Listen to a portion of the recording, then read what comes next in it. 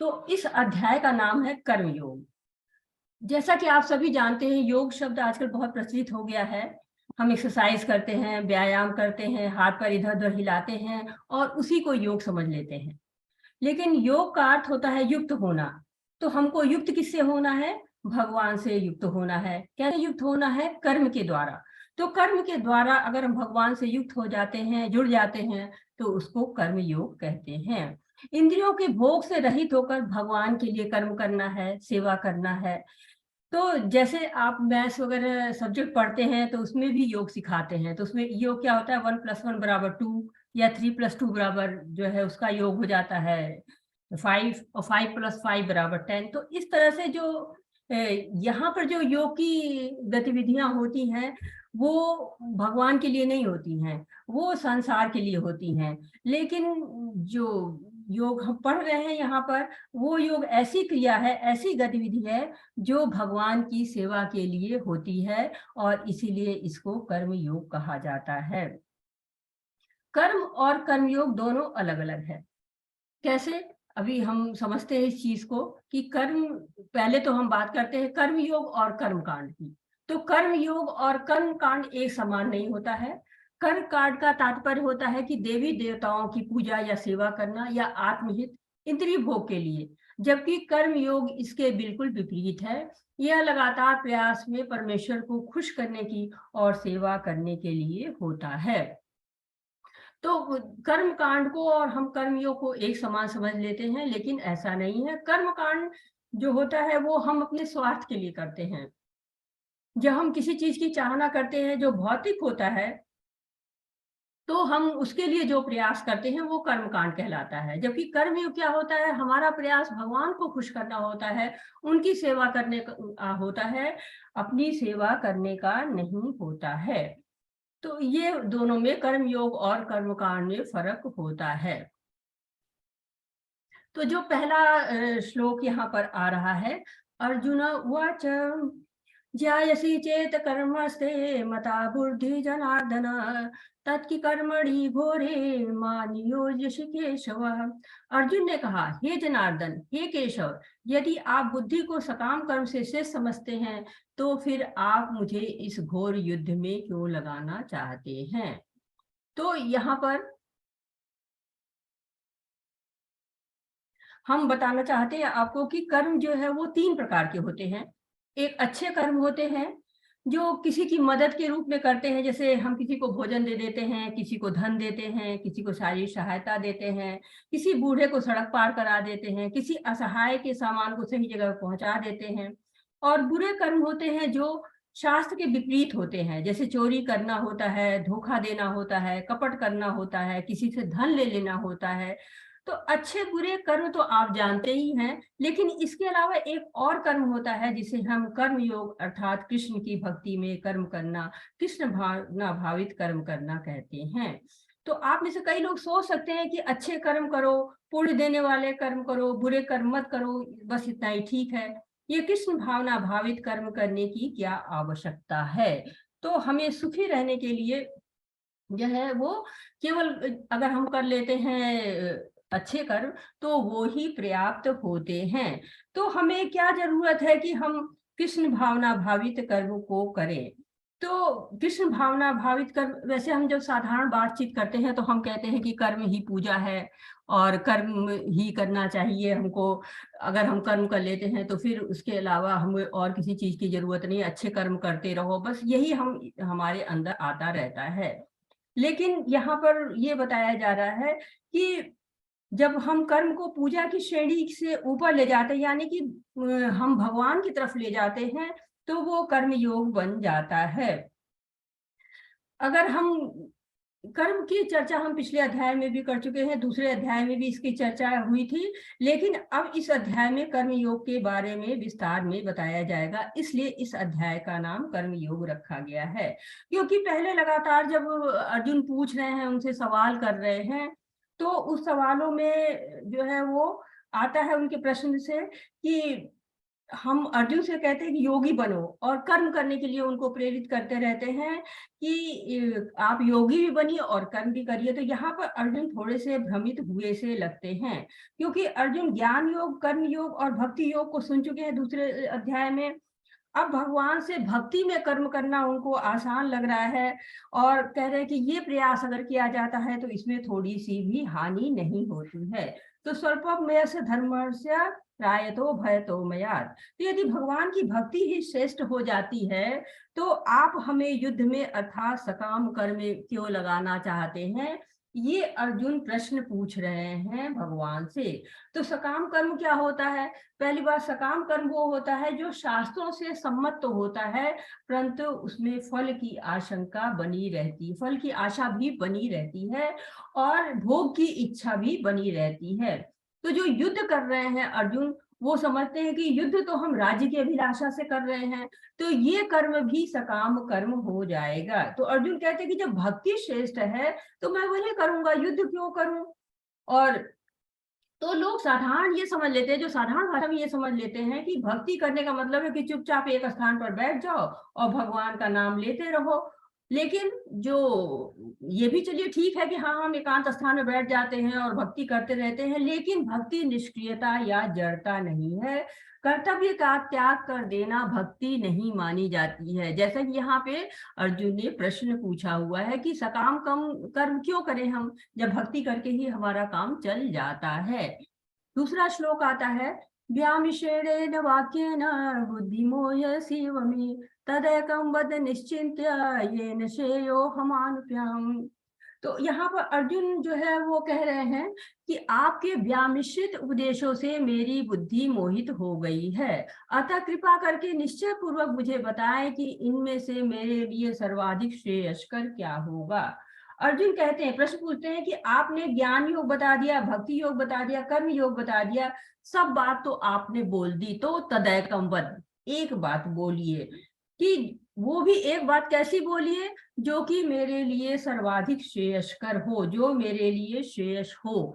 तो कल भी बात हुई थी और परसों भी बात हुई थी श्रेयस की, तो आज क्या आप कोई बताना चाहेंगे कि श्रेयस क्या है और प्रेयस क्या है, या कम से कम श्रेयस क्या है, श्रेयस किसको कहते हैं, ये कोई बताना चाहेगा? हैंड रेज कर सकते हैं आप, हैंड रेज करके कोई श्रेयस के बारे में बताना चाहेगा। 2 दिन हम बात कर चुके हैं।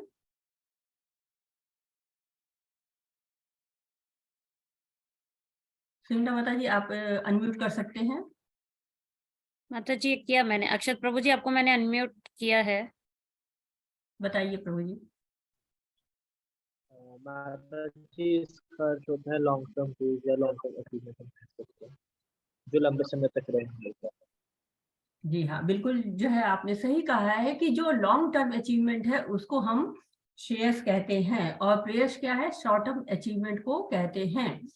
तो भगवान से पूछ रहे हैं अर्जुन की जो हमारे लिए श्रेयस हो वो हमें बताइए। तो भगवान ज्ञान योग, भक्ति योग, कर्म योग सबके बारे में बताया उन्होंने। अब इस समय विस्तार से कर्म योग के बारे में बताते हैं, और अर्जुन बार बार प्रयास कर रहा है, बार बार जो है वो भगवान से पूछ रहा है कि जो मेरे लिए श्रेयस हो कृपया वो बता दीजिए।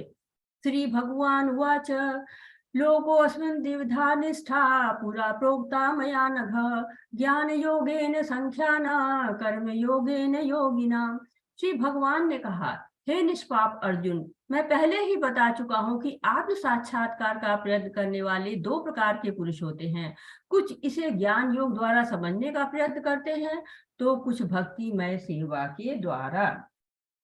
तो भगवान बता रहे हैं यहाँ पे कि जब हम अपने आप को समझना चाहते हैं, जब हम आत्म साक्षात्कार करना चाहते हैं, भगवान से जुड़ना चाहते हैं, तो उसके 2 रास्ते होते हैं, 2 मार्ग हैं भक्ति में प्रयास करने के लिए। पहला है ज्ञान योग। ज्ञान योग क्या होता है? ज्ञान योग वो होता है जिसमें भगवान के लिए ढेर सारा ज्ञान प्राप्त करते हैं ज्ञान योगी, और फिर उस ज्ञान के आधार पर भगवान के लिए कार्य करना आरंभ कर देते हैं।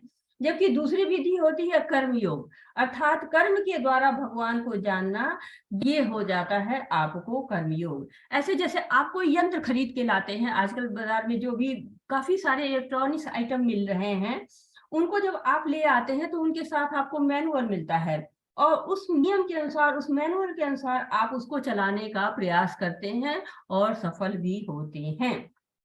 जैसे आपने एक मोबाइल खरीद लिया, आपने कोई लैपटॉप, कंप्यूटर कुछ भी खरीद लिया, तो आप उसको क्या करते हैं कि खोलते हैं और जैसे जैसे नियम बताए जाते हैं वैसे उसको फॉलो करके आगे बढ़ते चले जाते हैं। लेकिन कुछ लोग ऐसा होते हैं कि वो नियम को नहीं पढ़ते हैं और धीरे धीरे ट्रायल एंड एरर करते हैं, पहले जो है खोलते हैं, इधर उधर करते हैं और सीखते हैं और धीरे धीरे करके सीख जाते हैं। तो ये दोनों तरह से आप सीख जाते हैं। ऐसा नहीं है कि आपने केवल मैनुअल पढ़ा तभी सीख सकते हैं या मैनुअल नहीं पढ़ा तो नहीं सीख सकते हैं, दोनों तरह से आप सीख सकते हैं। तो ज्ञान योगी क्या करते हैं, ज्ञान इकट्ठा करते करते भगवान की सेवा करके भगवान के बारे में जान जाते हैं। और जबकि जो कर्म योगी होते हैं वो धीरे धीरे क्या करते हैं, भगवान की सेवा करते करते भगवान को जान जाते हैं। तो यहाँ पर जो दूसरे श्लोक में अर्जुन कह रहे एकम वद, एक बात बताइए क्या करना है मुझे, आप मुझे सारे कर्मों का त्याग करके जो है वो संन्यास ले लेना है और जाके भक्ति करनी है, या फिर मुझे अपने जो है वो कर्म योग के सहारे आगे बढ़ना है। तो अगला श्लोक जो है वो भगवान कह रहे हैं, ये यहाँ पर बताया है कि इस वे देयर वे या दिस वे, इस रास्ते पर जाऊं कि इस रास्ते में जाऊं। एकम वद 3.2 में जो कहा गया, एकम वद, एक बात बोलिए। इधर उधर की कई बातें बोलने से उनको लग रहा है कि मैं गलत जा रहा हूं, तो एक बात बोलिए, ऐसा जो है वो कह रहे हैं अर्जुन जी। तो आगे भगवान कहते हैं कि अर्जुन सोचते हैं कि भक्तिमय कर्म अलग है और युद्ध करना अलग है, अर्थात भक्ति और कर्तव्य अलग अलग है। मुझे भक्ति करने के लिए कर्तव्य का त्याग करना पड़ेगा, अर्थात कर्म संन्यास लेना पड़ेगा। तो अर्जुन कहते हैं कि मैं ढेर सारे काम छोड़कर भक्ति कर लूंगा, वो तैयार है, परंतु भगवान कह रहे हैं कि कर्म का परित्याग नहीं करना है। कर्म का परित्याग तो कोई भी नहीं कर सकता है। यहाँ कहा जा रहा है कि न तो कर्म से विमुख होकर कोई कर्म फल से छुटकारा पा सकता है और न केवल संन्यास से सिद्धि प्राप्त की जा सकती है। तात्पर्य लिखते हैं प्रभुपाद जी, भौतिकतावादी मनुष्यों के हृदयों को विमल करने के लिए जिन कर्मों का विधान किया गया है उनके द्वारा शुद्ध हुआ मनुष्य ही संन्यास ग्रहण कर सकता है। शुद्धि के बिना संन्यास ग्रहण करने से सफलता नहीं मिल पाती। हृदय की शुद्धि के बिना संन्यास सामाजिक व्यवस्था में उत्पात उत्पन्न करता है। दूसरी ओर यदि कोई नियत कर्मों को न करके भी भगवान की दिव्य सेवा करता है तो वह उस मार्ग में जो कुछ भी उन्नति करता है उसे भगवान स्वीकार कर लेते हैं। ये बुद्धि योग कहा गया है। तो यहाँ पर भगवान कह रहे हैं कि कर्म का परित्याग नहीं करना। अगर आप सन्यासी भी बन जाते हैं तो उसे भी कर्म करना पड़ जाता है, उसको भी खाना बनाना पड़ता है और खाना खाना पड़ता है, जो है स्थान को शुद्ध करना पड़ता है, शरीर को शुद्ध करना पड़ता है। तो कर्म के बिना तो कोई रह ही नहीं सकता। अर्जुन, तुम कर्म किए बिना नहीं रह सकते हो। कर्मों के परित्याग से, केवल संन्यास से सिद्धि नहीं प्राप्त की जा सकती है।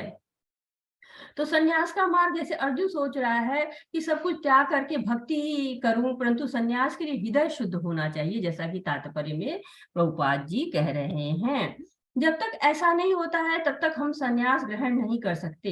शुद्धि के बिना संन्यास लेने से सफलता नहीं मिल सकती है, परंतु भक्ति अर्थात भगवान के लिए कर्म करना है तो प्रारंभ में शुद्धि की इतनी आवश्यकता नहीं होती है, बल्कि भगवान का कार्य जैसे जैसे आप धीरे धीरे करते हैं वैसे वैसे शुद्धि आनी शुरू हो जाती है और हृदय शुद्ध आपका होता चला जाता है।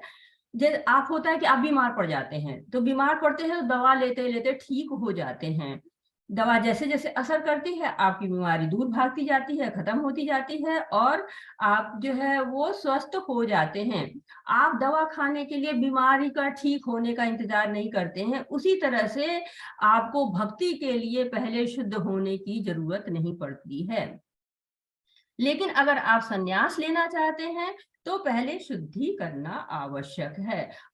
इसी तरह से जब संन्यास लेना है तो पहले आपको तैयारी करनी पड़ेगी, धीरे धीरे अपने आप को शुद्ध करना पड़ेगा। जब पूरी तरह शुद्ध हो जाएंगे तब आप संन्यास ले पाएंगे। लेकिन भक्ति करनी है तो कोई इंतजार नहीं करना है, आप किसी भी अवस्था में उसको प्रारंभ कर सकते हैं। आपका शुद्ध हृदय है या नहीं है इससे कोई फर्क नहीं पड़ता है। लेकिन व्यक्ति का हृदय शुद्ध नहीं है और वो कर्मों का परित्याग कर देता है और उसका मन जो है वो इंद्रिय विषयों के भोग में लगा रहता है, उसका चिंतन करता रहता है, तो क्या होगा, इसके बारे में अगला श्लोक आपको बताता है। 3.6 है ये श्लोक, कह रहा है कर्मेंद्रियाणि संयम्य आस्ते मनसा स्मरन् इंद्रियार्थ विमूढ़ात्मा मिथ्याचारण स उच्यते।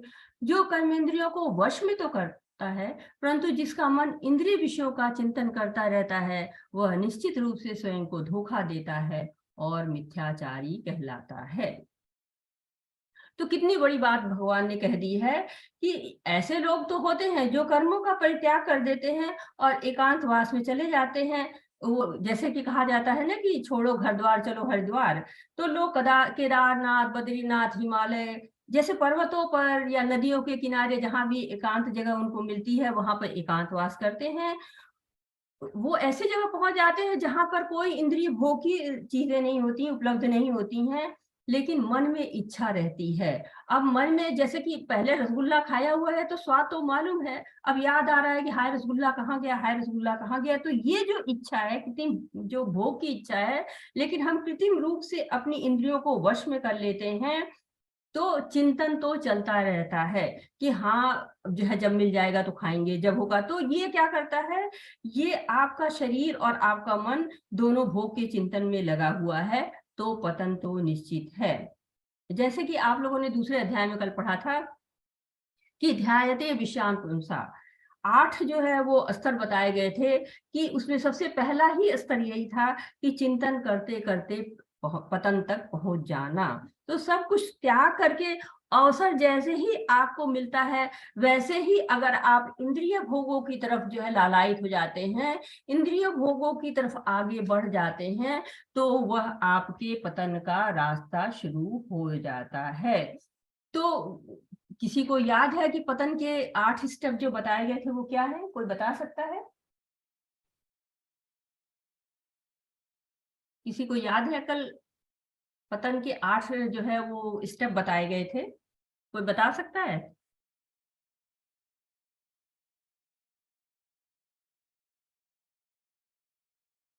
अच्छा चलिए, ध्यायते विषयान पुंसा के बाद दूसरा स्टेप क्या होगा यही बता दीजिए।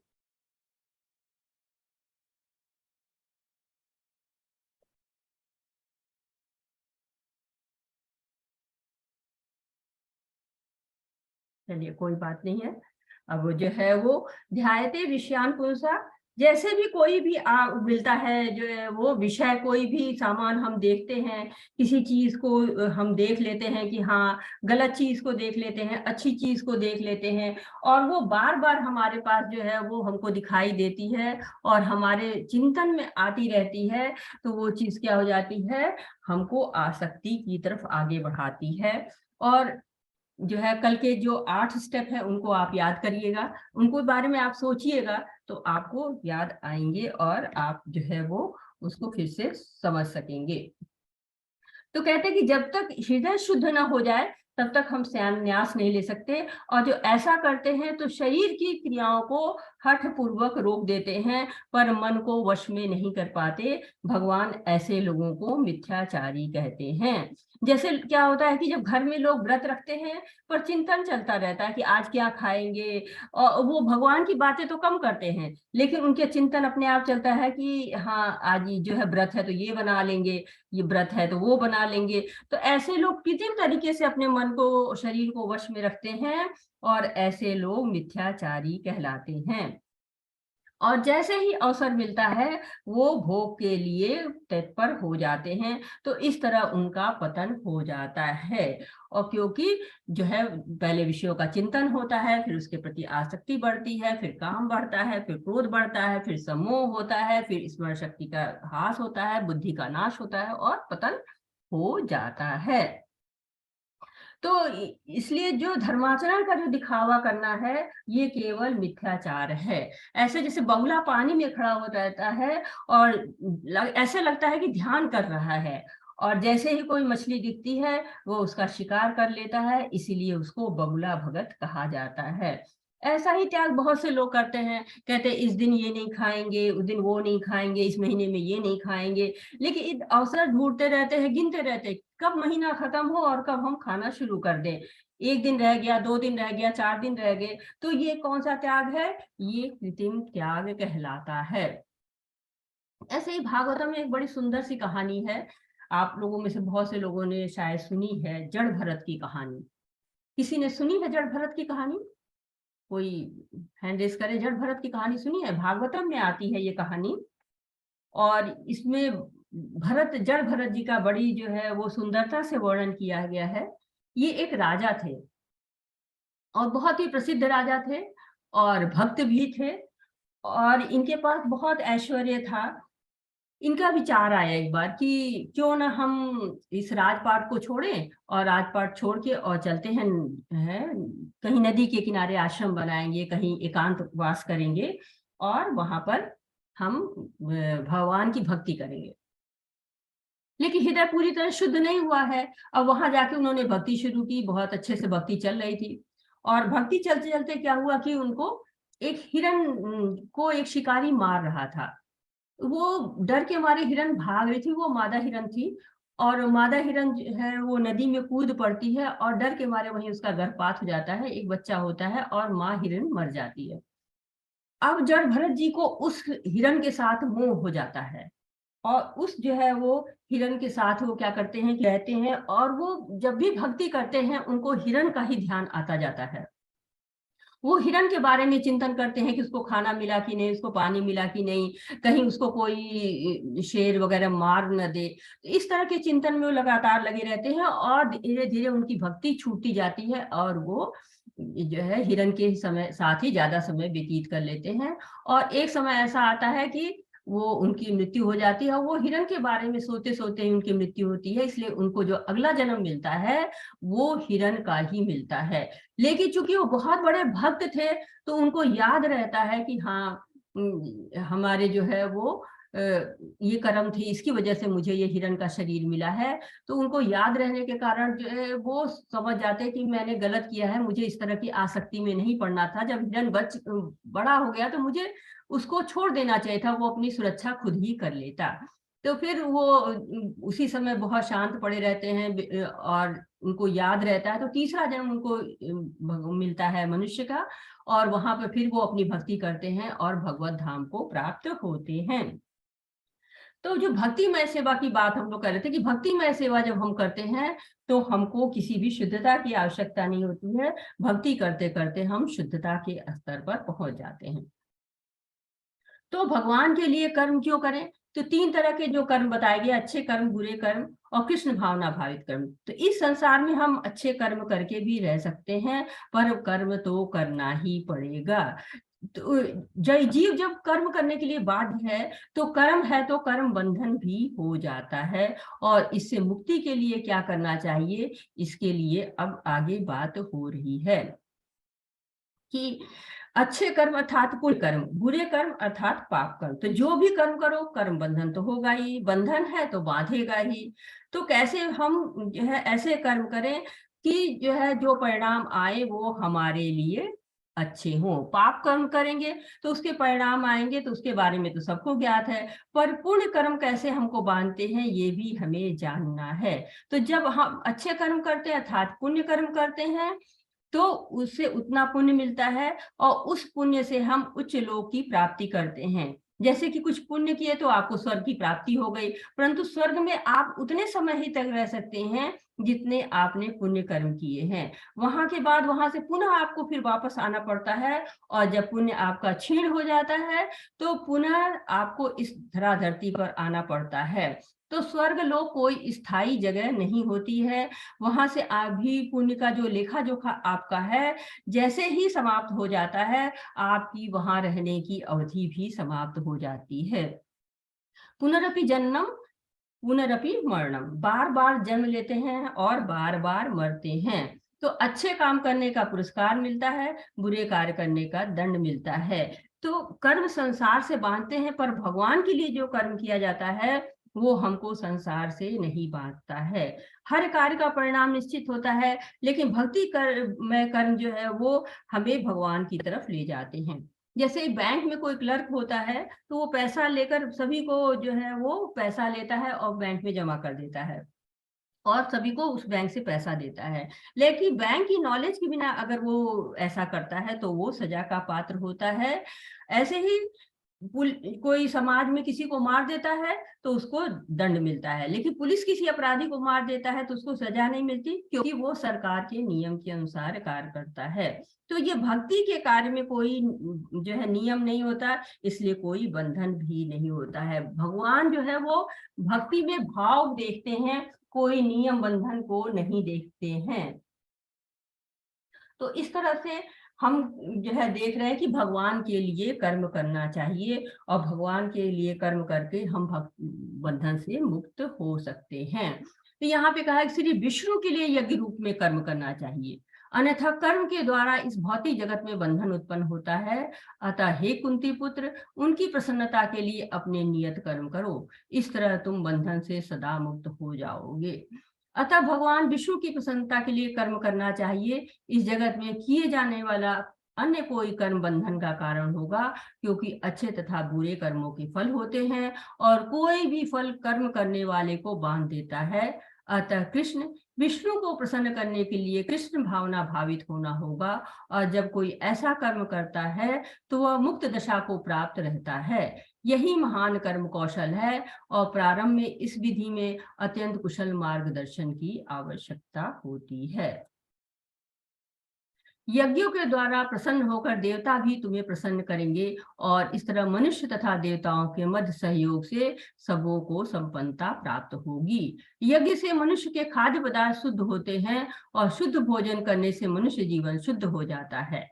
जीवन शुद्ध होने से स्मृति के सूक्ष्म तंतु शुद्ध होते हैं और स्मृति तंतुओं के शुद्ध होने पर मनुष्य मुक्ति मार्ग का चिंतन कर सकता है और ये सब मिलकर कृष्ण भावना मृत तक पहुंचाते हैं और आज के समाज के लिए सर्वाधिक आवश्यक होता है। तो यहाँ पर बात हो रही है आपको यज्ञ के द्वारा जो है वो भगवान को प्रसन्न करने की, यज्ञ के द्वारा देवताओं को प्रसन्न करने की बात हो रही है। तो कहते हैं कि सारे प्राणी अन्न पर आश्रित होते हैं और जो है इसके एक चक्र होता है, इसके 7 स्टेप्स होते हैं। कहते हैं कि अन्न पर जो है वो जीव आश्रित होता है और अन्न वर्षा से आता है, लेकिन वर्षा किससे आती है? यज्ञ से। और जो हमारे नियत कर्म हैं वो यज्ञ कहलाते हैं। नियत कर्म हमारे शास्त्रों के अनुसार होते हैं और शास्त्र भगवान के से आते हैं और ये जो है वो सृष्टि चक्र चलता रहता है। यज्ञ का चक्र है, इसमें भगवान की मुख्य भूमिका है, क्योंकि भोजन के मुख्य स्रोत भगवान ही हैं और हमें भगवान को अर्पित करके ही खाना खाना चाहिए, कार्य करना चाहिए। तो यहाँ पर बताया जा रहा है कि विष्णु के लिए ही यज्ञ करिए और विष्णु के लिए ही सारे कार्य करने चाहिए और इससे क्या होता है कि मनुष्य का खाद्य पदार्थ भी शुद्ध होता है और मनुष्य का जीवन भी शुद्ध होता है। तो जैसे कोई आप छोटा सा काम भी कोई आपके लिए करता है तो आप उसे धन्यवाद देते हैं और छोटे बच्चों को सिखाते हैं कि कोई कुछ भी दे तो उसे थैंक यू बोलो। उसी तरह भगवान को भी धन्यवाद देना चाहिए। यदि हम भगवान से संतुष्ट होते हैं, यदि भगवान हमें संतुष्ट करते हैं तो हम भी जो है वो भगवान को संतुष्ट जरूर करें। इस प्रकार जैसे कि सरकार हमारे लिए सारी सुविधाएं प्रदान करती है तो हम सरकार को टैक्स देते हैं, उसी तरह हमें भगवान को भी अर्पित करना चाहिए। भगवान को भी जो कुछ भगवान ने हमको दिया है उस सबको भगवान को अर्पित करके खाना चाहिए। जीवन की विभिन्न आवश्यकताओं की पूर्ति करने वाले विभिन्न देवता यज्ञ संपन्न होने पर प्रसन्न होकर तुम्हारी सारी आवश्यकताओं की पूर्ति करेंगे, किंतु जो इन उपहारों को देवताओं को अर्पित किए बिना भोगता है वह निश्चित रूप से चोर है। देवतागण भगवान विष्णु द्वारा भोग सामग्री प्रदान करने के लिए अधिकृत किए गए हैं, अतः नियत यज्ञों द्वारा उन्हें अवश्य संतुष्ट करना चाहिए। वेदों में विभिन्न देवताओं के लिए भिन्न भिन्न प्रकार के यज्ञों की संस्तुति है, किंतु वे सब अंततः भगवान को ही अर्पित किए जाते हैं। किंतु जो यह नहीं समझ सकता है कि भगवान क्या है, उसके लिए देव यज्ञ का विधान है। अनुष्ठानकर्ता के भौतिक गुणों के अनुसार वेदों में विभिन्न प्रकार के यज्ञों का विधान है। विभिन्न देवताओं की पूजा उसी आधार पर अर्थात गुणों के अनुसार की जाती है। तो कहते हैं जब आप यज्ञ करते हैं तो देवी देवताओं को प्रसन्न करते हैं, और कहते हैं कि आप अगर देवताओं को बिना अर्पित किए भोगते हैं, बहुत स्ट्रॉन्ग वर्ड यहाँ पे आए हैं कि अगर आप देवी देवताओं को भगवान को अर्पित किए बिना कुछ भोग रहे हैं तो आप निश्चित रूप से चोर हैं। ये बहुत स्ट्रॉन्ग वर्ड्स हैं भगवान के। तो करना क्या है, हमें जो भी हम यूज करते हैं, जो भी चीजें हमारे संसाधन हम उपयोग करते हैं, उन सभी संसाधनों को भगवान को अर्पित करके ही करना चाहिए। जैसे क्या होता है, घर में छोटा बच्चा होता है और उसका पिता होता है, वो सारी चीजें उसको ला के देता है, तो बच्चा फिर भी धीरे से जाता है और कहता है कि लीजिए पिताजी, लीजिए डैडी। तो पिता खुश हो जाता है, उसको गले से लगा लेता है, दोनों के बीच में क्या होता है, स्नेह बढ़ जाता है। तो इसी तरह से जैसे भगवान की चीजें अगर हम भगवान को ही अर्पित कर देते हैं तो भगवान बहुत ही खुश हो जाते हैं। कहते हैं ना कि तेरा तुझको अर्पण क्या लागे मेरा। तो जीवात्मा भगवान को प्रसन्न करती है और स्वयं भी प्रसन्न हो जाती है।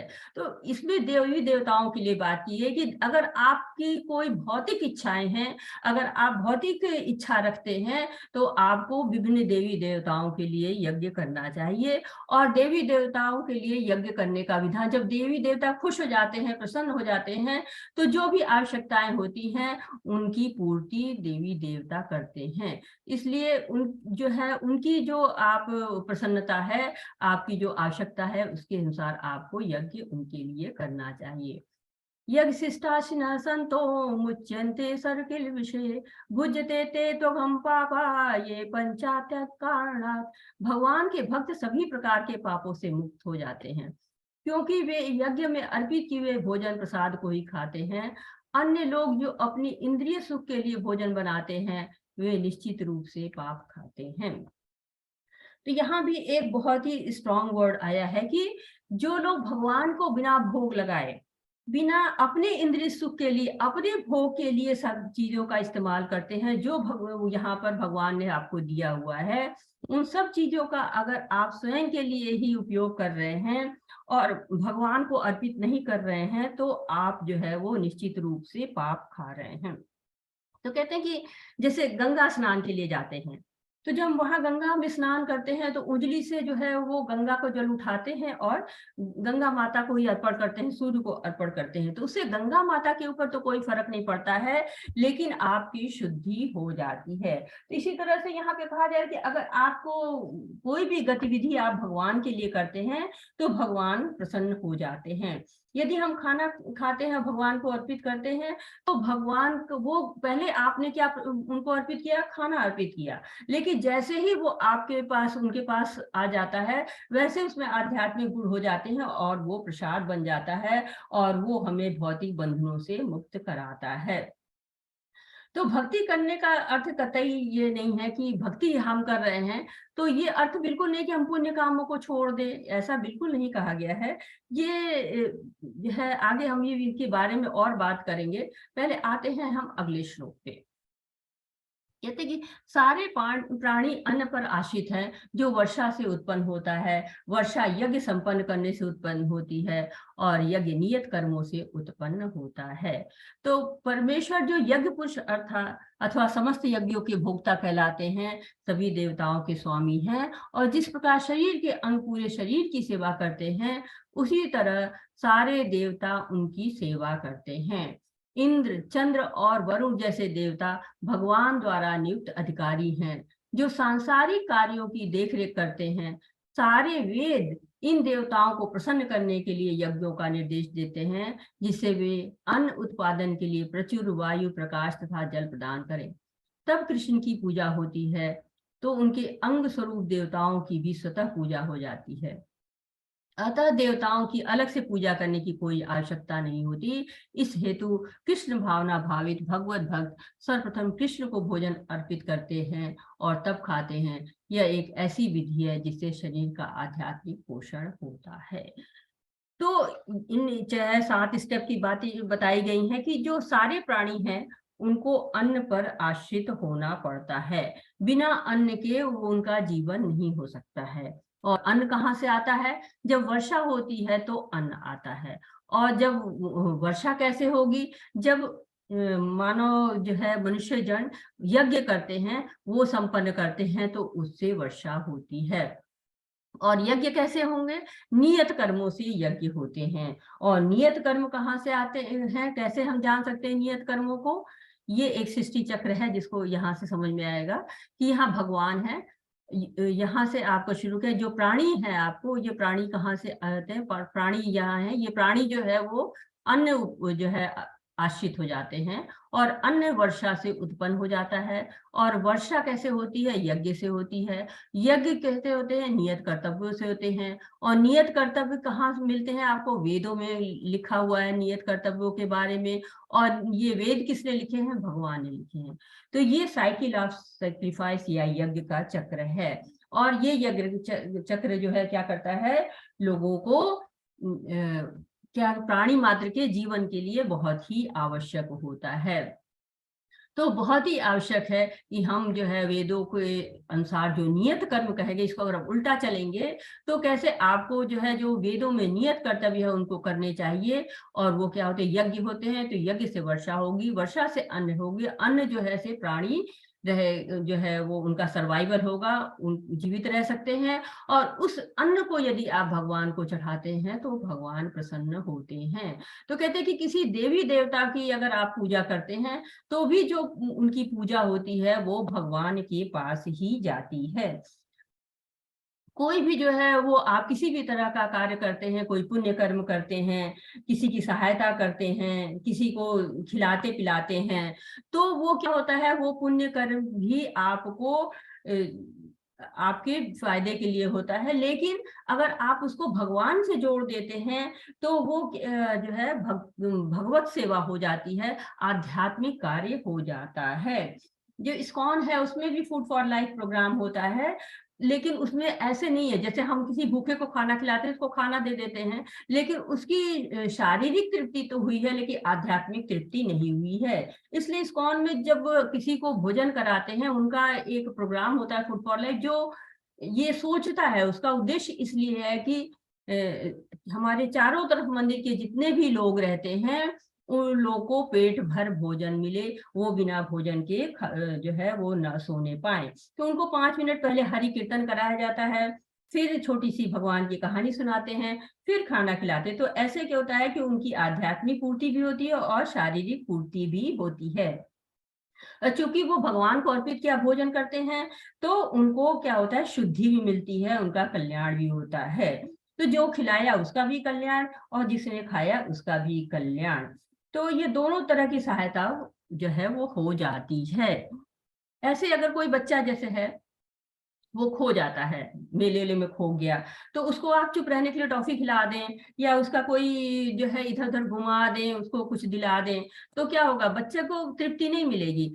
बच्चे को तृप्ति तभी मिलेगी जब उसको आप उसके माँ बाप तक पहुंचा देते हैं। असली प्रसन्नता, स्थायी प्रसन्नता वही होगी। इसी तरह हम भी भगवान के बच्चे हैं और हम इस भौतिक जगत में भोग विलास में खो गए हैं। यदि हमको हमारे पिता भगवान से मिला दिया जाए तो क्या होगा? हमें स्थायी प्रसन्नता होगी। तो इसको श्रेष्ठ कर्म कहा जाएगा और ये श्रेष्ठ कर्म बन जाएगा। तो ये एक उदाहरण से है पुण्य कर्म में और आध्यात्मिक कर्म में।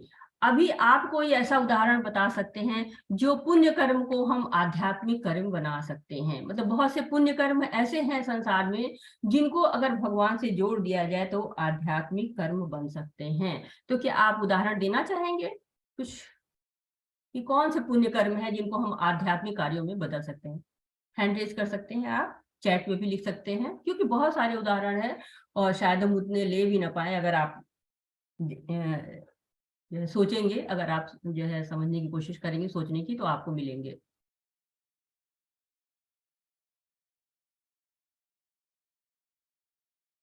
माता जी चैट बॉक्स में आ रहा है। हाँ, गरीब लोगों की मदद करना, जरूरतमंद को सहायता करना। हाँ बिल्कुल, ये जरूरतमंद की सहायता, गरीब लोग की सहायता करना, तो ये एक पुण्य काम है। इसको हम आध्यात्मिक कैसे बना सकते हैं, इसको हम भगवान से कैसे जोड़ सकते हैं? जो ये गरीब की मदद और ये जो है वो क्या है, पुण्य कर्म है, इसको कैसे भगवान से जोड़ सकते हैं? जैसे अभी उदाहरण मैंने दिया कि खाना खिलाना एक पुण्य कर्म है, लेकिन उसको भगवान के प्रसाद खिलाना, भगवान की कहानियां सुना के, भगवान के कीर्तन के साथ खिलाना, ये आध्यात्मिक कर्तव्य है। इस तरह के उदाहरण आप कोई दे सकते हैं? हरे कृष्णा अक्षर प्रभु जी। हरे कृष्णा माता जी। जैसे माता जी हम दान पुण्य करते हैं तो एक तो कर्म हो गया, और आध्यात्मिक कर्म इसे हम कर सकते हैं, जैसे गीता का दान करना, या जो कृष्ण से संबंधित किताबें उनका वितरण करना, तो उससे कृष्ण ज्ञान बढ़ेगा और कृष्ण भक्ति में रुचि होगी लोगों की। बहुत सुंदर प्रभु जी, बहुत सुंदर उदाहरण आपने दिया है। और जो है बिल्कुल सही कहा आपने कि हम बुक्स देते हैं लोगों को गिफ्ट में, अगर इन बुक्स की जगह हम भगवत गीता देते हैं तो उसे पढ़ के लोग क्या करेंगे, भगवान की तरफ बढ़ेंगे, तो वो आध्यात्मिक कार्य भी हो जाएगा और पुण्य कर्म भी हो जाएगा। दीपक प्रभु जी, हरे कृष्णा। हेलो। हाँ जी माता जी, उनको सही शिक्षा प्रदान करना, जैसे आज के युग में लोग साइंस की तरफ ज्यादा ध्यान देते हैं, तो ताकि उनको ऐसा ज्ञान प्राप्त कराना जिससे उनको लॉजिकल भी लगे चीजें और आध्यात्मिकता की तरफ वो आए। जैसे हमारे यहाँ पे जितने भी देवी देवता हम पूजते हैं या फिर जिस भी भगवान को मानते हैं, जैसे हम पूजा करते हुए टीका लगाते हैं, तो वो टीका लगाते हैं तो वो हमारे माथे पे, अगर हम साइंटिफिकली उनको समझाएं कि ये पिट्यूटरी ग्लैंड है, इसको शांत रखता है। जैसे हमारी नदियां हैं जिनकी हम पूजा करते हैं, तो वो क्या करती हैं, हमारी जीवन की जो लोगों की जिससे जीविका कमाते हैं उनको एक साधन देती है। तो इससे उनके मन में एक तार्किकता के साथ साथ आध्यात्मिकता का ज्ञान भी आएगा। बहुत सुंदर प्रभु जी, बहुत बढ़िया बताया आपने। तो इस तरह कई उदाहरण आपके पास आए, और भी बहुत से उदाहरण लोगों के मन में भी होंगे कि कैसे हम पुण्य कर्मों को भगवान के लिए जोड़ सकते हैं। तो ऐसी शिक्षाएं आजकल बहुत गुरुकुल लोग चला रहे हैं, बहुत आश्रमों में गुरुकुल चल रहे हैं जो भगवान का भी ज्ञान देते हैं, और साथ ही साथ भौतिक जगत में कैसे हम जीवित रह सकते हैं, कैसे सरवाइव कर सकते हैं, इसका भी ज्ञान कर सकते हैं। तो भगवान के लिए कर्म करना क्यों करना है और कैसे करना है, इसका ज्ञान हो गया है हमको। परंतु इस ज्ञान होने के बाद ये भी हो जाता है कि हम इसको आरंभ कैसे करें। ज्ञान तो हो गया, लेकिन आरंभ करने के लिए समझ में नहीं आता है कि हम क्या करें। तो सबसे पहले क्या जरूरी है कि हम भगवान के नाम का गुणगान करें, जिससे हमें भगवान के आशीर्वाद की आवश्यकता होगी। और उसके लिए सबसे आसान तरीका है कि हम जपा करें, भगवान के नाम का जप करें। तो श्रीमद् भागवतम के 11.5.32 में कहा गया है, कृष्ण वर्णम तिशा कृष्णम सांगो पागस्त पारदशम यज्ञ संकीर्तन प्राये यजंती ही सुमेघश। तो कलयुग में मेघश, बुद्धिमान व्यक्ति जो होते हैं वो, अर्थात सुमेघश, बहुत ही बुद्धिमान व्यक्ति होते हैं, उनको क्या करना चाहिए, भगवान के नाम का जप करना चाहिए।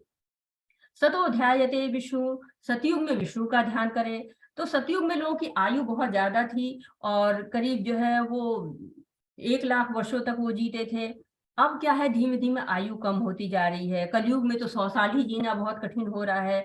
तो आयु निरंतर कम हो रही थी, तो सतयुग में लंबे लंबे लोग जो है वो ध्यान करते रहते हैं। त्रेता युग में लोग जो है वो यज्ञ करते हैं, और बहुत लंबे लंबे यज्ञ, 14 साल तक, 20 साल तक यज्ञ चलते रहते थे, करोड़ों रुपए लगते थे। अब आज के समय में न इतने योग्य ब्राह्मण मिलेंगे, न इतना समय मिलेगा, न इतना धन मिलेगा, तो ये संभव नहीं है। द्वापरे परिचार्य, तो द्वापर युग में भव्य मंदिर बनते थे, अर्च विग्रह भव्य बनते थे, उनकी सेवा होने लगी। और अब कलयुग आ गया है, कलयुग में लोगों के पास समय ही नहीं है, इतना धैर्य ही नहीं है। तो कलयुग में कहा गया, कलयुग तद हरि कीर्तनम, कलयुग में हरि कीर्तन ही लाभदायक रहेगा। जितना फल सतयुग में विष्णु के ध्यान से, त्रेता में यज्ञ से, और द्वापर में अर्च विग्रह से मिलता था, उतना ही कलयुग में हरि कीर्तन से मिल जाएगा।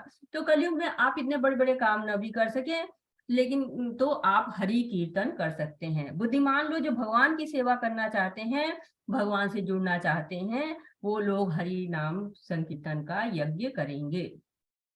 शास्त्रों में जगह जगह हरि कीर्तन के लिए कहा गया है। ब्रह्मनादीय पुराण में कहता है, हरे नाम हरे नाम हरे नाम केवलम, कलयुग नास्ते नास्ते व नास्ते गति अन्यथा। केवल हरि का नाम, केवल हरि का नाम, केवल हरि का नाम 3 बार कहा गया है, बहुत जोर दिया गया है। जब किसी चीज को 3 बार कहते हैं इसका मतलब है कि हम उस पर बहुत जोर दे के कह रहे हैं कि हाँ ये सत्य है, ये सत्य है। तो ये जब 3 बार बोला जाता तो इसकी महत्ता का अंदाजा आप लगा लीजिए। तो कलयुग में हरि नाम संकीर्तन के अलावा कोई और उपाय नहीं है भगवान से जुड़ने का, भगवान को याद करने का। तो भगवान के ढेर सारे नाम है, सहस्त्र नाम है, किस नाम का हमें जप करना चाहिए ये हम सोचने लगते हैं तो शास्त्रों में उसका उपाय भी बताया गया है। शास्त्र हमारे सभी प्रश्नों के उत्तर देते हैं।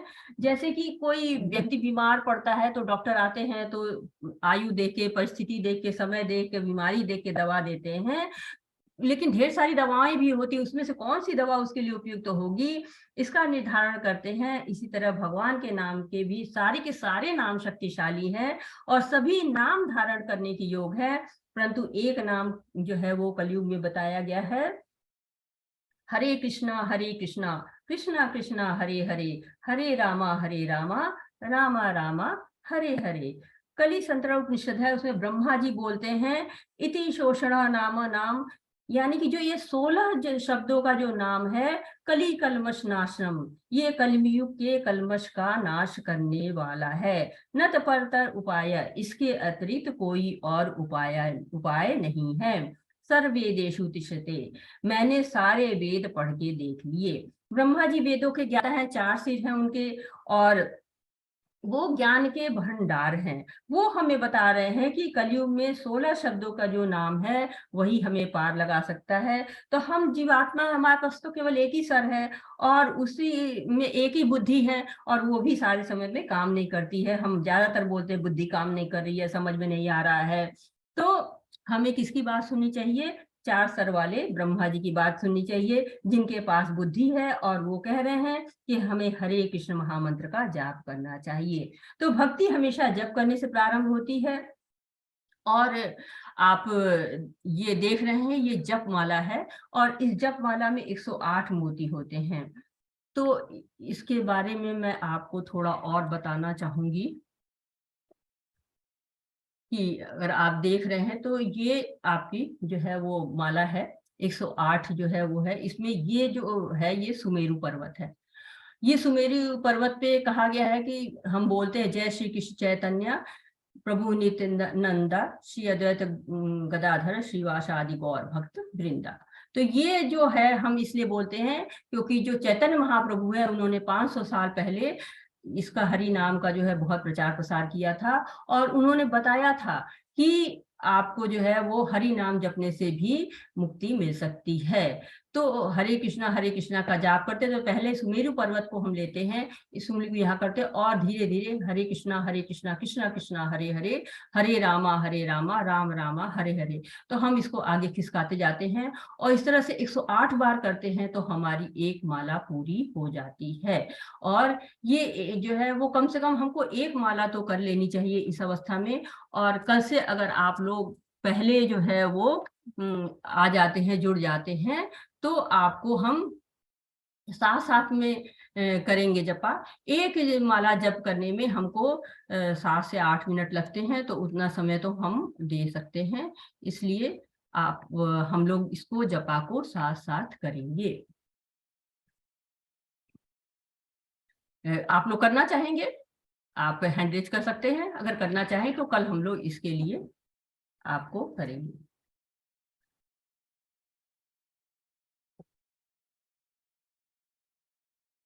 हैंड रेज, हाँ कई लोग उठाए तो ठीक है। कल हम लोग थोड़ा सा 5-7 मिनट पहले जुटेंगे, ऐसे भी हम लोग आ जाते हैं 50 पे, तो हम लोग पहले जुटेंगे और भगवान के नाम का कीर्तन करेंगे। तो पंचतत्व जो है पहले बोला जाता है इसमें, जय श्री कृष्ण चैतन्य, ये पंचतत्व कहलाता है क्योंकि ये चैतन्य महाप्रभु और उनके पार्षद हैं। उनको धन्यवाद देने के लिए हम ऐसा करते हैं। चैतन्य महाप्रभु तो इतना मधुर संकीर्तन करते थे कि उनको हर जो है उनके पीछे पीछे जो पशु पक्षी होते हैं वो सब भी लग जाते थे। और ये माला करने में आपको कोई भी नुकसान नहीं है बल्कि फायदा ही फायदा है। आप माला है आपके घर में तो आप उससे भी कर सकते हैं। यदि माला आपके घर में नहीं है तो आपको क्या करना है कि उंगली पर भी कर सकते हैं। इस्कॉन से भी माला मिलती है और इस इस्कॉन से आप जो है वो माला को ले सकते हैं। लिंक आपको मिल जाएगा आपके किसमें जो है वो ग्रुप में सुनीता माता जी डाल देंगी और उस लिंक से आप माला को खरीद सकते हैं। तो हमें भगवान के नाम का जो है वो जप अवश्य करना चाहिए और जप करने से कोई नुकसान नहीं है बल्कि शुद्धि आपकी होती है। अब आ जाते हैं भगवत गीता के जो है वो 21वें श्लोक में इस चीज को बताया गया है कि अर्जुन कहते हैं कि मैं युद्ध छोड़कर किसी और स्थान पे चला जाऊं, तो भगवान कहते हैं तुम्हें ऐसा नहीं करना है, तुम एक श्रेष्ठ पुरुष हो, आपको जो है वो श्रेष्ठ पुरुष के जैसे ही रहना चाहिए। 42वां श्लोक जो है वो कह रहा है 2.42 का, यामिमा पुष्पिता वाचा प्रवदश्च विपश्चित वेदवादरता पार्थ नानदस्ते विवादिन। अल्पज्ञानी मनुष्य वेदों के उन अलंकारिक शब्दों के प्रति अत्यधिक आसक्त रहते हैं जो स्वर्ग की प्राप्ति, अच्छे जन्म शक्ति इत्यादि के लिए विविध सकाम करने के लिए संतति रहते हैं। तो यहाँ पर लोग बताया गया कि लोग कर्म कांड में बहुत ज्यादा उलझे रहते हैं और कर्म कांड के प्रति बहुत ज्यादा ही झुकाव उनका रहता है। तो कर्म कांड के प्रति नहीं बल्कि कर्म योग की तरफ जुड़ना चाहिए। तो यहाँ बताया गया कि कई स्तर होते हैं शरीर के और इनको शरीर को दैहिक स्तर, इंद्रिय स्तर, मानसिक स्तर, प्रज्ञात्मक स्तर और आध्यात्मिक स्तर पे बांटा गया है। तो ये इन स्तरों को हम कैसे देख सकते हैं, क्योंकि हमारी जो है जो इंद्रियां होती हैं वो सबसे नीचे स्तर पर आती हैं। इसके साथ एक श्लोक मैं जोड़ती हूँ, काम एष क्रोध एष रजो गुण समुद्भव महाशनो महापापा विद्येन निधर्णम। कि काम हमारा महाशनो तथा महापापमा है। काम का अर्थ है विषय वासना, बुरी इच्छाएं। बुरी इच्छाएं पाप का कारण बनती है, ये हमने दूसरे अध्याय में पहले ही पढ़ा था। तो जो वास्तव में क्या होता है, वास्तव में जीवात्माएं जो है वो प्रकृति के 3 गुणों के आधार पर कार्य करती हैं और अज्ञानता और अहंकार के कारण स्वयं को कर्ता मान बैठती हैं। तो जो अहंकार हमारे अंदर होता है वो मैं होता है, वो हमें बताता है कि जो भी कार्य हो रहा है उसका कर्ता मैं ही हूँ, क्योंकि हम आत्मा के स्तर पर नहीं शरीर के स्तर पर सोच रहे हैं। जीवात्मा वास्तव में कर्म प्रकृति के 3 गुणों से प्रभावित होकर करती है। ये 3 गुण हैं, सतोगुण, रजोगुण और तमोगुण। जैसे बच्चों को आइसक्रीम पसंद होती है और आइसक्रीम वाला आता है और बच्चे उसके पीछे पीछे भागते रहते हैं, जिधर जाता है बच्चे उधर जाते हैं, उसी तरह हमारी भोग की इच्छा भी हमें इधर उधर नचाती रहती है। माया के साथ हम नाचते रहते हैं और हम जानते हैं कि हम ही करता है। तो आत्मा ये भूल जाती है अहंकार से कि हम जो है वो परमात्मा का अंश है और इसी अहंकार को विमूढ़ आत्मा कहते हैं कि मैं खाता हूँ, मैं पीता हूँ, मैं करता हूँ, ये सारे जो है वो कर्ता के भान कराते हैं। तो अर्जुन का बहुत ही सुंदर प्रश्न आया था और वो बहुत ही कि हम सामान्य जनों के लिए जो भी प्रश्न होते हैं वही अर्जुन के प्रश्न भी होते हैं। ऐसे कि वो बार बार हमसे पूछते हैं कि कोई जीवात्मा पाप क्यों करती है और जीवात्मा का जो है वो पाप क्यों हो जाता है और क्यों हम ऐसा करते हैं। तो इस तरह से हम देख रहे हैं लगातार कि दैहिक स्तर पे जो कार्य किया जाता है वो उचित नहीं होता है। इंद्रिय स्तर पर जो हमारा कार्य होता है वो भी हमें जो है वो पाप की तरफ ले जाता है। कैसे? क्योंकि काम हमारे मन और बुद्धि से आरंभ होता है और हमारी सभी इंद्रियों को ढक लेता है। काम की शुरुआत हमारी इंद्रियां जब कुछ गलत देख लेती हैं या सुन लेती हैं उसके बारे में सोचने लग जाती हैं।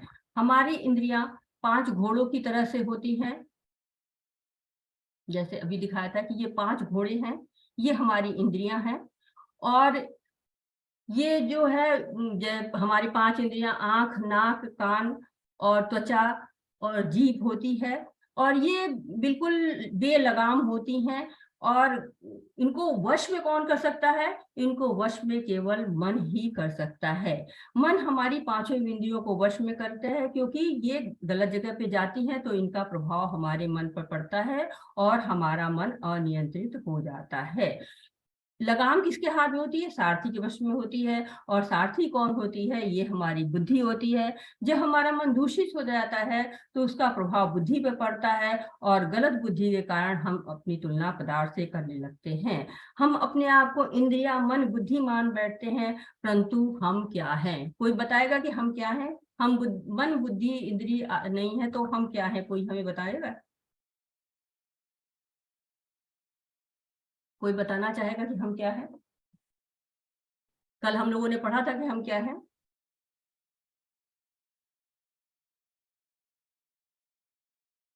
हम आत्मा हैं और काम के कारण हम अपने शरीर को शरीर मान बैठते हैं, तो इसका प्रभाव हमारी आत्मा पर पड़ता है। इस प्रकार काम हमारे पूरे शरीर को। हाँ, दीपक प्रभु जी बताए। हरे कृष्णा, दीपक प्रभु जी बताइए। हेलो, हाँ जी, प्रणाम माता जी। माता जी, इंद्रियाणि मनोबुद्धि एक श्लोक कहते हैं, तो अगर हम अपनी बुद्धि को कंट्रोल करना चाहते हैं तो सबसे पहले हमें अपनी इंद्रियों को कंट्रोल करना पड़ेगा। जब हम अपनी इंद्रियों को कंट्रोल कर पाएंगे तभी हम अपने मन को लगाम दे सकते हैं। और जब हम अपने मन को लगाम दे पाएंगे तभी हमारी बुद्धि का विकास हो पाएगा। यानी हम अगर अपनी इंद्रियों की जो कामना है उसके ऊपर उठ करके अपने आप को देख पाए तो तब हम अपने मन और बुद्धि को तीव्रता प्रदान कर सकते हैं, जो कि ईश्वर की भक्ति से ही हो सकती है। यहाँ बहुत सुंदर प्रभु जी। और कोई बताना चाहेगा?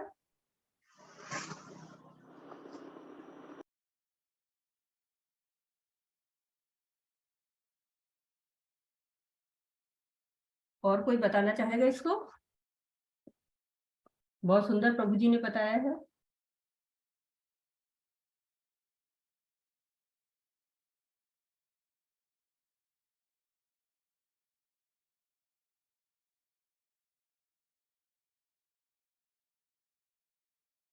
तो ठीक है, आगे बढ़ते हैं हम। तो कहा गया है कि ये जो बुद्धि, सारथी क्या होती है? सारथी जो है वो हमारा है, वो बुद्धि होती है। तो जब हमारा मन दूषित हो जाता है और उसका प्रभाव बुद्धि पर पड़ता है तो गलत बुद्धि के कारण हम अपनी तुलना पदार्थ से करने लगते हैं। और पदार्थ जो है वो क्या होता है? आध्यात्मिक नहीं होता है। पदार्थ को हम आध्यात्मिक नहीं कह सकते हैं। यहाँ पे कह रहे हैं यद्दाचरति श्रेष्ठ तद्देव तरोजनः स यत् प्रमाणम कुरुते लोकस्तद अनुवर्तते। महापुरुष जो आचरण करते हैं, सामान्य व्यक्ति उसी का अनुसरण करते हैं। वह अपने अनुसरणीय कार्यों से जो आदर्श प्रस्तुत करता है, संपूर्ण विश्व उसका अनुसरण करता है। तो यहाँ पर हम लोगों ने कल ही पढ़ा था दूसरे अध्याय में कि जो श्रेष्ठ लोग होते हैं, जो श्रेष्ठ लोग जो आचरण करते हैं, हम उन्हीं आचरण का अनुसरण करने लगते हैं। आजकल लोग क्या करते हैं? आजकल जिसके पास धन, बल, यश, सौंदर्य के जो धनी लोग होते हैं, हम उन्हीं को श्रेष्ठ मान लेते हैं। कभी कभी तो ऐसी स्थिति हो जाती है कि हम दुष्ट लोगों को भी श्रेष्ठ मान लेते हैं, उनका अनुसरण करने लगते हैं। जैसे कई कई जगह पर क्या होता है, कई कई जगह पर रावण की भी पूजा लोग करते हैं। तो इस श्लोक में एक बात और कही गई है कि हमको नेतृत्व कैसा होना चाहिए, हमारा लीडर कैसा होना चाहिए, और साथ ही साथ हमको अपना आदर्श चुनते वक्त क्या सावधानी रखनी चाहिए।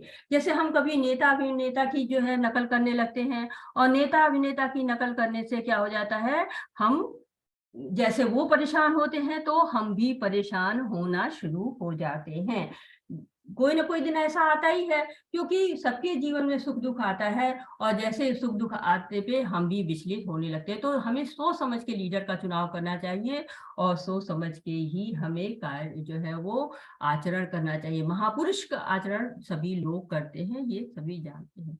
जीवात्मा, ये श्लोक कह रहा है कि जीवात्मा अहंकार के प्रभाव से मोहग्रस्त होकर अपने आप को समस्त कर्मों का कर्ता मान लेता है, जबकि वास्तव में वे प्रकृति के 3 गुणों द्वारा संपन्न किए जाते हैं। तो प्रकृति का जो 3 गुण है वो हमेशा प्रभाव डालता है, लेकिन अज्ञानता और अहंकार हमें बताता है कि हम उसके कर्ता हैं। तो हम कर्ता अगर खुद को ना माने, अगर भगवान को कर्ता माने तो हमारे लिए कोई परेशानी नहीं होगी। लेकिन हम क्या करते हैं, हमें अहंकार होता है कि जो भी कर रहे हैं, जो भी कार्य हम कर रहे हैं वो हमारे द्वारा हो रहा है। अर्जुन ने कहा, हे विश्ववंशी, मनुष्य न चाहते हुए भी पाप कर्मों के लिए क्यों प्रेरित होता है? ऐसा लगता है बलपूर्वक उनमें लगाया जा रहा है। तो ये बहुत सुंदर सा प्रश्न है। हम भी सोचते हैं कि अगर भगवान, क्यों मैं पाप कर्म कर रहा हूँ, मुझे भगवान क्यों लगा रहे हैं, मुझे तो जरूरत ही नहीं थी, मैंने ये क्यों गलत काम कर लिया है। तो ये हम से दूसरों को दोष देने लगते हैं, कभी कभी भगवान को भी दोष देने लगते हैं। तो ये जानना हमें जरूरी है कि हम इन पाप कर्मों से कैसे बच सकते हैं। ये 3.38 श्लोक कह रहा है, जिस प्रकार अग्नि धुएं से, दर्पण धूल से अथवा भ्रूण गर्भाशय से आवित रहता है, उसी प्रकार जीवात्मा इस काम को विभिन्न मात्रा में आवित रहती है। तो काम जो है वो हमारी है, वो बुरी इच्छाएं हैं, बुरी कामनाएं हैं, वो काम हैं, वो जन्म जन्मांतर से हमारी आत्मा पर प्रभाव डाल रही हैं। कई लोग काफी प्रयास करते हैं सुधरने का, पर सफल नहीं हो पाते, क्योंकि उनकी प्रवृत्ति ही वैसी हो जाती है। तो काम हमारी गलत इच्छाओं का और इनका प्रभाव हमारी आत्मा पर पड़ता है। काफी जन्म जन्मांतर तक रहने के कारण ये संस्कार में परिवर्तित हो जाता है। इसमें बता रहे हैं कि जैसे कि हम हवन करते हैं तो अग्नि रहती है लेकिन वो धुएं से ढकी रहती है। दर्पण जो है वो धूल पड़ा रहे तो दर्पण ढका रहता है, उसमें चेहरा नहीं दिखाई देता है, धूल दिखती है। गर्भाशय में एक लेयर के अंदर भ्रूण रहता है, वो अंदर हिल भी नहीं पाता है, बहुत मुश्किल में रहता है। इसी तरह जो कामनाएं होती हैं वो जीवात्मा को ढकी रहती हैं। बहुत समय भोग करने के बाद उससे उब करके जब वो वास्तविक स्वरूप को याद करती हैं तो वो हरि नाम के जो आपका मिला है जप के लिए कीर्तन, हरि संकीर्तन यज्ञ, उसके द्वारा ही वो अपनी आत्मा को साफ कर सकता है। चेतो दर्पण मार्जनम, चित्त रूपी दर्पण को साफ कर लेना और चमकाते हैं। भगवान का नाम लेते लेते आनंद का अनुभव करते हैं। और जो लोग होते जिनकी कामनाओं की परत बहुत मोटी होती है, उनको बहुत ज्यादा चमकाने में समय लगता है, लेकिन जिनकी कामनाओं की परत छोटी होती है वो जल्दी ही साफ हो जाते हैं। उसी बर्तन की तरह से, जैसे कि बर्तन बहुत गंदा होता है तो उसको ज्यादा समय लगता है, लेकिन अगर बर्तन जो है वो कम गंदा होता है तो कम समय लगता है। तो काम हमारे मन और बुद्धि से प्रारंभ होता है और हमारी सभी इंद्रियों को ढक लेता है। काम की शुरुआत हमारी इंद्रियां जब कुछ गलत देख लेती हैं या सुन लेती हैं, उसके बारे में सोचने लगती हैं, तो हमारी पांचों इंद्रियां जो है वो घोड़ों की तरह बेलगाम हो जाती हैं।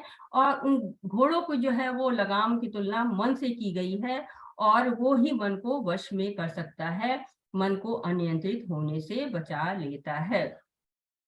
जो अभी हम एक देख रहे थे स्लाइड्स जिसमें दिया गया था, अब समझ में आएगा कि ये स्लाइड्स का क्या महत्व है।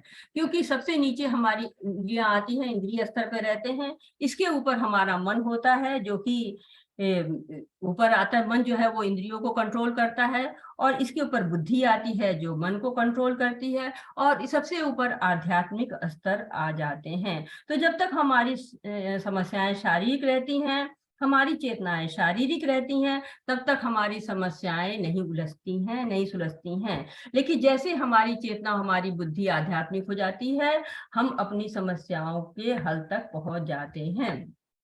तो हमें क्या करना है?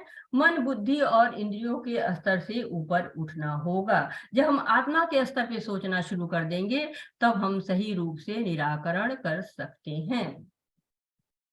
तो हमने ये जाना कि इंद्रियों को गलत जगह लगाने से जो है वो क्या उत्पन्न होता है? काम उत्पन्न होता है। इंद्रियों को सही जगह पे लगाना चाहिए। इसमें लिखा है, इसलिए हे भरतवर्षियों में श्रेष्ठ अर्जुन, प्रारंभ में ही इंद्रियों को वश में करके इससे पाप का महान प्रतीक काम का दमन करो, और ज्ञान तथा आत्म साक्षात्कार के इस विनाशकर्ता का बोध करो, वध करो। तो इस तरह से जो है वो बता रहे हैं कि कामनाओं को जो शुरू में ही, जैसे ही कामनाएं आगे आती हैं, वैसे ही उनका दमन किया जा सकता है। क्योंकि जैसे जैसे वो आगे बढ़ती जाएंगी, आपको पतन के रास्ते पर ले जाएंगी। इस प्रकार हे महाबाहु अर्जुन, अपने आप को भौतिक इंद्रियों, मन तथा बुद्धि से परे जानकर और मन को सावधान आध्यात्मिक बुद्धि कृष्ण भावना से स्थिर करके आध्यात्मिक शक्ति द्वारा इस काम रूपी दुर्जय शत्रु को जीतो। तो हमने जाना कि इंद्रियों को गलत जगह लगाने से काम उत्पन्न होता है, तो हमें क्या करना चाहिए? इंद्रियों को भगवान की सेवा में लगा देना चाहिए, तो हम काम से बच सकते हैं। क्योंकि इंद्रियां कभी खाली नहीं बैठ सकती हैं, आत्मा हमेशा आनंद चाहती है, कुछ न कुछ प्रयास करती रहती है। और यदि आत्मा को परमात्मा के कार्य में लगा दिया जाए तो बुद्धि, मन और इंद्रियां सभी भगवान के कार्य में लग जाएंगी। कठोपनिषद में कहा गया है कि इंद्रिय विषय इंद्रियों से श्रेष्ठ है और मंद इंद्रिय विषयों से श्रेष्ठ। यदि मन भगवान की सेवा में लग जाए तो इंद्रियां भी भगवान की सेवा में लग जाएंगी। तो इस तरह कहा गया है कि ऋषिकेश सेवनम, इंद्रियों को इंद्रियों के स्वामी की सेवा में लगा दीजिए, तो आपको काम रूपी जो दुर्जय शत्रु है उससे बच जाएंगे। श्रील प्रभुपाद जी के कुछ शब्द आते हैं। भगवत गीता का यह 3 अध्याय निष्कर्षतः मनुष्य को निर्देश देता है कि वह निर्विशेष शून्यवाद को चरम लक्ष्य न मानकर अपने आप को भगवान का शाश्वत सेवक समझते हुए कृष्ण भावनामृत में प्रवृत्त हो। भौतिक जीवन में मनुष्य काम तथा प्रकृति पर प्रभुत्व पाने की इच्छा से प्रभावित होता है। मनुष्य इंद्रियों, मन तथा बुद्धि पर नियंत्रण रख सकता है। इसके लिए मनुष्य को सहसा अपने नियत कर्मों को बंद करने की आवश्यकता नहीं है, अपितु धीरे धीरे कृष्ण भावना में विकसित करके भौतिक इंद्रियों तथा मन से प्रभावित किए बिना अपने शुद्ध स्वरूप के प्रति लक्षित स्थिर बुद्धि से दिव्य स्थिति को प्राप्त किया जा सकता है। यही इस अध्याय का सारांश है। सांसारिक जीवन के अपरिपक्व अवस्था में दार्शनिक चिंतन तथा यौगिक आसनों के अभ्यास से इंद्रियों को वश में करने के कृत्रिम प्रयासों से आध्यात्मिक जीवन प्राप्त करने में सहायता नहीं मिलती। उसे श्रेष्ठ बुद्धि के द्वारा ही कृष्ण भावना में प्रशिक्षित करना चाहिए। तो हमें इंद्रियों को भगवान की सेवा में लगाना है। इंद्रियों को सही लगाने से मन वश में रहेगा और बुद्धि शुद्ध रहेगी और हम सही निर्णय ले पाएंगे। कृत्रिम तरीके से इंद्रियों को वश में करना पर्याप्त नहीं होता है, इसको भगवान की सेवा में लगाएं। तो चैप्टर की समरी क्या है? वैराग्य या कर्म, कर्म त्याग करना है या भगवान के लिए कर्म करना है। निष्काम कर्म योग ज्ञान योग से श्रेष्ठ है, नियत कर्म को करना चाहिए। और जो है प्रवर्तितम चक्र, प्रकृति के चक्र के अनुसार कार्य करना चाहिए और श्रेष्ठ लोगों का आचरण करना चाहिए। और काम हमारा सबसे बड़ा शत्रु है, इसको जो है शुरू में ही दमन इसका कर देना चाहिए। हरे कृष्णा। तो ये है आज के अध्याय का जो है सारा अध्याय का अंत। और हरे कृष्णा सभी को। आपके पास अगर कोई प्रश्न है, कोई सुझाव है तो आप दे सकते हैं। हरे कृष्णा।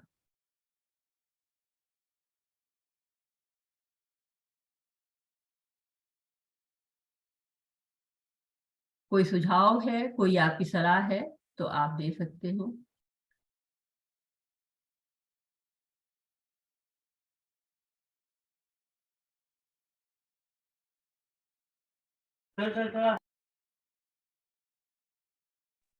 हरे कृष्णा माता जी। जी माता जी। चैट बॉक्स में क्वेश्चन है, यज्ञ क्या होता है? हाँ, यज्ञ जो है वो आपको आध्यात्मिक कार्य होते हैं। आप यज्ञ घर में करते हैं, जैसे कि हवन वगैरह करते हैं, जो है उसमें पंडित को बुलाते हैं और कुछ हवन की सामग्री होती है। ये आप क्या कहते हैं, अपने आप को जो है वो भगवान की तरफ जो है वो समर्पित कर देना ही यज्ञ होता है। जब हम स्वयं की भावनाओं को, स्वयं की चीजों को भगवान के प्रति समर्पित कर देते हैं, वही यज्ञ है।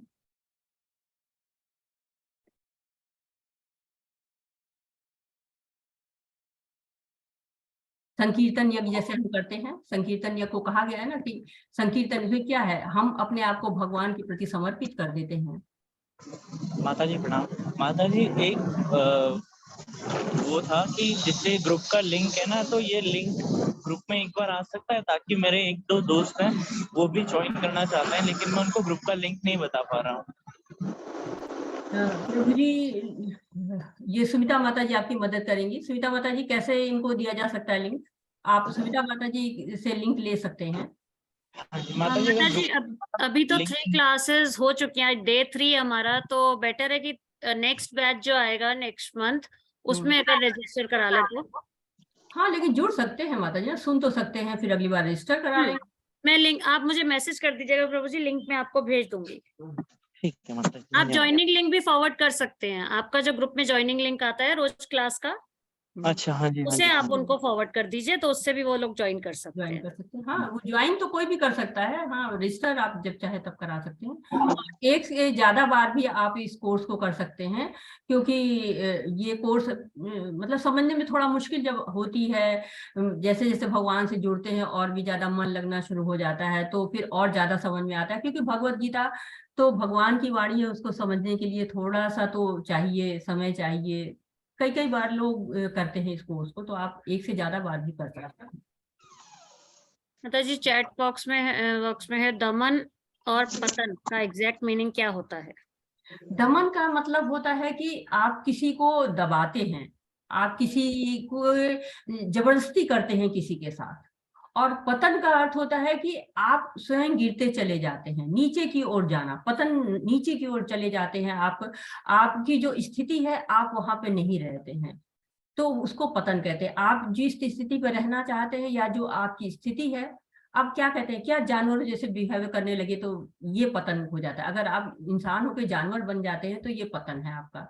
और दमन ये है कि किसी चीज को प्रेस करना, सप्रेस करना। जैसे आप लोग कहते हैं कि जैसे हमारी इच्छाएं हैं, अब हमारा मन कर रहा है कि नहीं आज तो मुझे जो है बाजार जाना है और ढेर सारी अच्छी अच्छी चीजें खानी है, लेकिन नहीं, हम अपने आप को रोक लेते, नहीं हमें नहीं खाएंगे। या कोई बच्चा है वो कह रहा है, जिद कर रहा है कि घूम रहा है, हमको ये दिला दीजिए ये दिला दीजिए, तो आप उसको क्या करते हैं, नहीं नहीं नहीं खाना। लेकिन ये छोटी चीज है, इसको दमन जैसा बड़ा वर्ड नहीं दे सकते, लेकिन दमन थोड़ा सा उससे जो है वो भारी वर्ड है। या ऐसे कहते हैं ना, गुड बेटर बेस्ट, तो उसे जो है, जो हम कहते हैं किसी की इच्छा को रोक देते हैं, नियंत्रित कर देते हैं, उससे ज्यादा जब करते हैं तो वो दमन कहलाता है।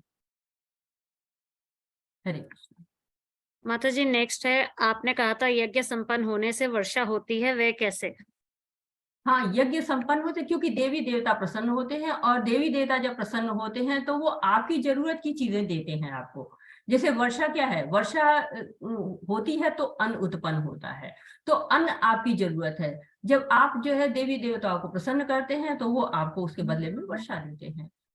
तो ये एक जो है वो म्यूचुअल है कि हाँ, जैसे आप यज्ञ करेंगे, आप देवी देवताओं को प्रसन्न करेंगे, वो आपको वर्षा देंगे, वर्षा होगी तो आपके लिए अन्न होगा, जिससे आपका जीवन रहेगा। हरे कृष्ण। नेक्स्ट है माता जी, क्या आपका मन आपके कंट्रोल में है? ये कहना बहुत ही मुश्किल है, क्योंकि मन को कंट्रोल करना, कहते हैं अभी आप पढ़ेंगे कि चंचलम ही मना कृष्णा प्रमथा बलवा दृढ़म तस्यम निग्रहे मन्या वायुरी सुदुष्करम।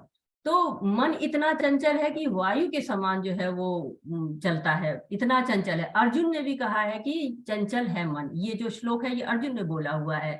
तो मन पे नियंत्रण करना सबसे मुश्किल है, लेकिन हमें प्रयास तो करते रहना पड़ेगा। बिना प्रयास किए तो हमें कुछ भी नहीं प्राप्त होगा। लेकिन हाँ, मन इस अवस्था तक तो पहुंच ही जाए कि हाँ, गलत कामों में नहीं जाए, भगवान की तरफ ज्यादा से ज्यादा जाए। इस तरफ से मन को नियंत्रित करना मुश्किल है, लेकिन मन को एक तरफ आगे बढ़ाना आसान है। क्योंकि मन को हम ये कहते हैं, नहीं नहीं हम ये नहीं करेंगे, इसके बजाय ये करेंगे, क्योंकि मन करेगा, मन हमेशा कुछ ना कुछ मांगेगा, हमेशा मन में कोई ना कोई इच्छा आएगी। लेकिन अगर उस इच्छा को भगवान की तरफ ले जाते हैं तो हमारा मन सही दिशा में जाएगा। हरे कृष्ण। माता जी नेक्स्ट है, जैसे कोई भी मदद करके अपनी तारीफ खुद करता है कि मैंने मदद की है, तो ऐसे करने पर कर्म का कोई फल मिलता है?